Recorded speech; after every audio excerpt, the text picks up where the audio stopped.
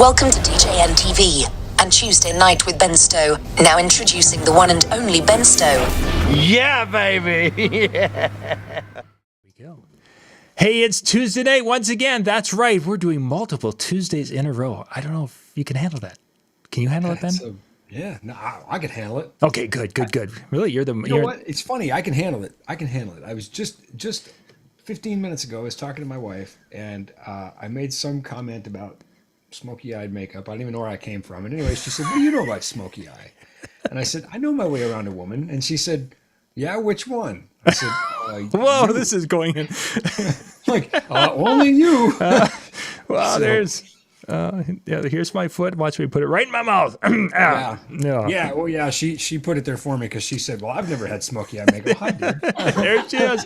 That's right. So the woman behind. But isn't she lovely? She's beautiful. She is. She's a wonderful person, and she puts up with you, which is an incredible testament to her. Man alive, yeah. I didn't know you heard that. Well, that's our show for tonight. Yeah, there we go. Because he's in the doghouse now. So yeah. So tonight, gang, we're going to dig into one of the classic problems that mobile DJs have. You've got a controller. Worse than what they have Ben's. We're going to just drift away from Ben's problem for just a little bit.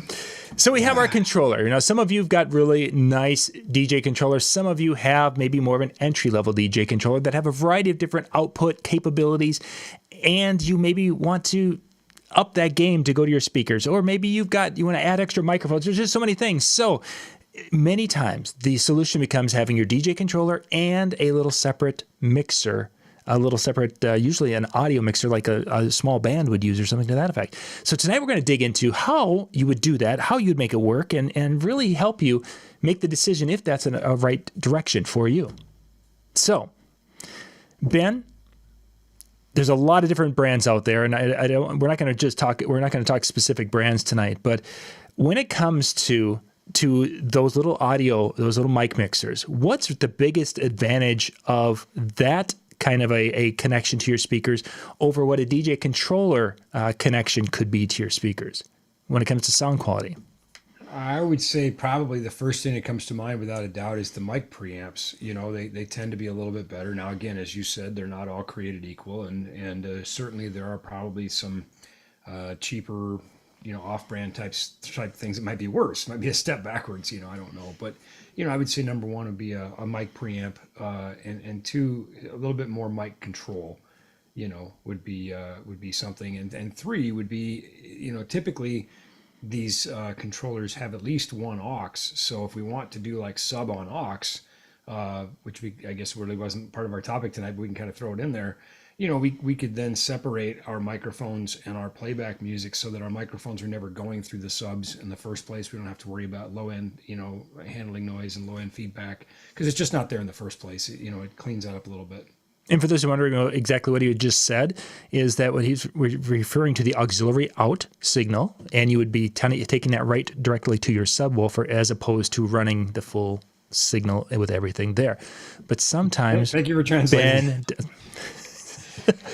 And actually, I've heard quite a few people who do a variation of that, especially when they get into a club situation, that has been a preferred method where they can, as you say, keep the microphones out of those subs and have that control. Well, I think there's two reasons that and as you said, an auxiliary or an aux is just an auxiliary mix. It's another mix within your mixer. And I think that, one, being able to clean that up a little bit is really advantageous. Keep things out of the sub you don't want in the sub. Also is going to give you, a bit more headroom with the sub, right? It's doing less than, it's not doing anything unnecessary, but it also gives you individual control over the sub level. And of course, we could also use aux mixes for things like your monitors in the booth if you want, although typically DJ controllers have a booth output and that might be preferred in that scenario. But the other thing also would be remote speakers, being able to use that aux bus to send things remotely. So, just lots of reasons once you start doing that. But again, the biggest one is that you probably have better